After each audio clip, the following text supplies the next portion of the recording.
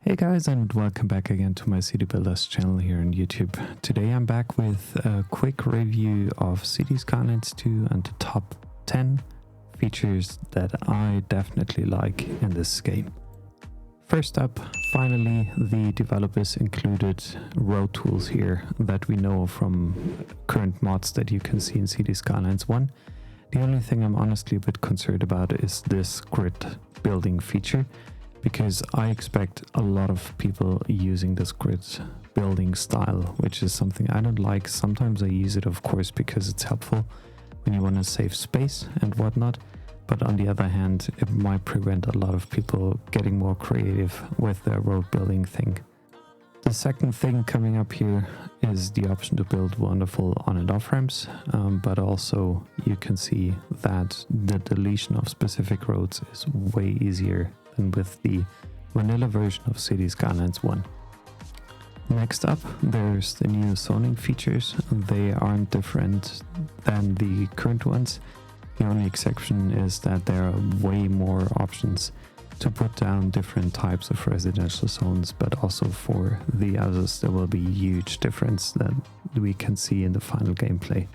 The fourth thing I actually want to highlight here are city services, or all other kinds of services in your city. These buildings can actually be extended in the next version of Skylines 2.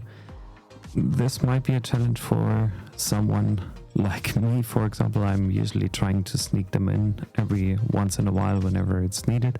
But the other thing is, it's also good you have to focus on pre-planning ahead, because if you don't have enough room left to build the extension of your middle school or whatever school, you're running into trouble. And some buildings you can only put them down once or just a few times across town, and no longer put a doctor's office, for example, every once in a while here and there on every corner if you need it. So that's a major difference to Skylines 1 from my perspective. Let's head on to the next one. Number 5 is the traffic AI in Skylines 2. As you can see, congestion happens, traffic happens, and accidents happens. And what you can see here is actually that an AI car is seeing the ambulance, seeing the closed road ahead, and then it's turning around, taking a different direction, going back maybe to where it came from to take a detour.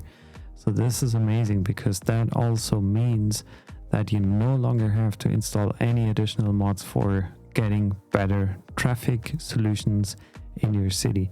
And the other thing I really like, and I think this comes hand in hand with the traffic AI feature, is that there's, depending on the time of day, different types of traffics. So during the day, maybe less traffic; during the night, maybe less traffic, but during rush hours, there will be a lot going on. And now we head on to the next feature here. Another less minor change to the game is that you're now able to put down internet services, and internet services actually have a huge implication onto commercials and even tourists and whatnot, because everybody is nowadays communicating through the internet. So if you don't build those towers, I think your city might struggle in the near future quite a lot. 7 and 8 are actually kind of merged into one, because the first thing you can see is that by laying down roads, the electricity network will be put down automatically. And what you can see here are kind of medium voltage, changing buildings that go from high voltage down to low voltage on street level. And another very exciting thing, those lines can't transport a lot of energy all at once forever. So you might experience way more outages of, depending on the different weather circumstances or whatnot, in the near future in your new build. Number 9 is actually one of the most anticipated features overall. Now we have 159 square kilometers, I think, in the new cities available, which is something I have been waiting for since a very, very, very long time. Even with the 81 tiles mod, you weren't able to achieve that. hopefully there will be another mod available quite soon that allows us to grow even bigger cities or landscapes, or like even several cities in one area. And now we head on to the last and final number. Finally, number 10 looks like a minor thing that they're adding here, but as you can see, all those outlines of the industrial areas seem to be kind of not in a line, and this is just because you can now define your own edges.